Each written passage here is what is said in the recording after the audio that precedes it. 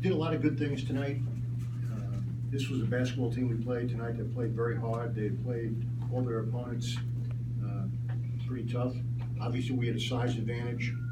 We shot the basketball well. We had 20 offensive rebounds. But I think the biggest issue going forward is that we're playing a team in New York, in St. Louis, that really runs great motion with a lot of back screens, a lot of weak side action, and coach was really he wasn't happy with our deflection total tonight. We didn't reach our 40 goal, and going into St. Louis, they are much more physical than any team we played up to this point. They defend better than any team we played up until this point, and they do some unique things from an offensive standpoint. Like I said, they run a lot of weak side action. They also do a lot of post up. So coach wasn't happy with our post defense tonight. Something we're going to have to improve on. And our communication is going to have to get a lot better because, again, this is a team we're going to play in New York that runs a lot of great motion, a lot of screen and rescreen, a lot of backside action. So, though we were happy with a lot of things tonight, tremendous area needed for improvement, especially on the defensive end of the floor. A lot of times you have a side advantage, but teams may not necessarily take advantage of it. I don't think you took your first 13 minutes tonight. Did they show good offensive discipline for the most part? Yeah, we did. The thing we weren't happy about, we didn't get out on the break. We had a big advantage on the backboards, and we didn't get out on the break very much in the first half. I think we were only out 6 or 7 times the whole half. But yes, we showed good discipline. We got the basketball inside. We did good things there. But our spacing wasn't great, and it's something we're going to have to continue to work on. But the main areas we have to keep improving on is on the defensive end of the floor. Even though you may look at the stats and say, well, you held them to a great low shooting percentage. The stats say you did a lot of good things, but in reality, there are a lot of things we need to improve on. Could you just talk about Ray's improvement, continued improvement? And he only played 13 minutes tonight, but was pretty productive in the 13 minutes.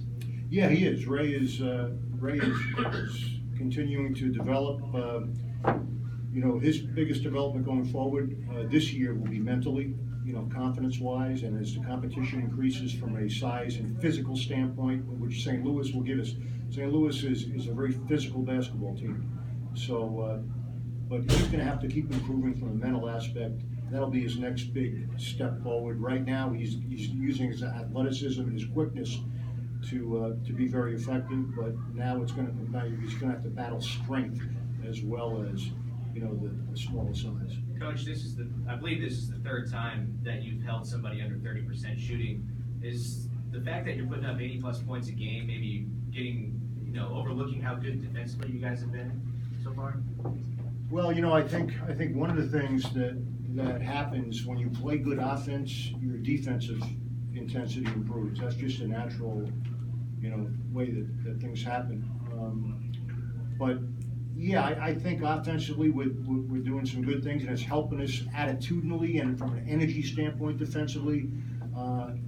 But like I said, Rick is not happy with a lot of our positioning defensively.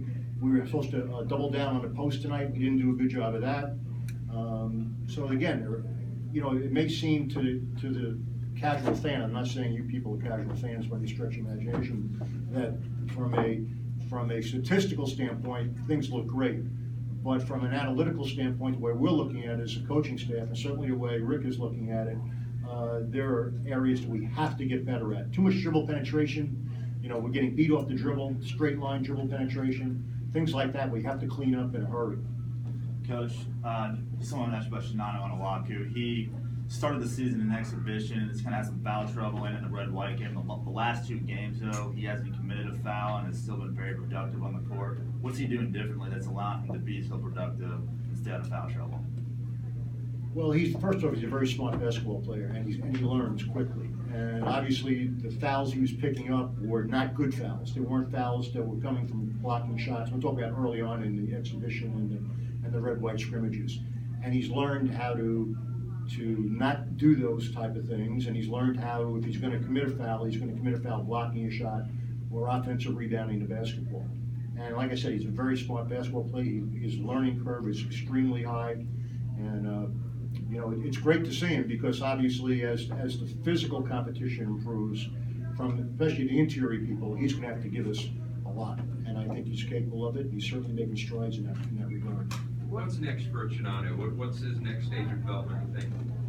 I think it's just to continue to develop, continue to understand what moves will give him the best opportunity to score the basketball down low. And that's the other area, quite honestly, that coaching is not happy about, and that is that we're missing our interior people a lot of times. They're free, they're working their tails off to get the basketball, and we're missing them. And we've got to start to establish, you know, the low post presence on a consistent basis, not just on an occasional basis.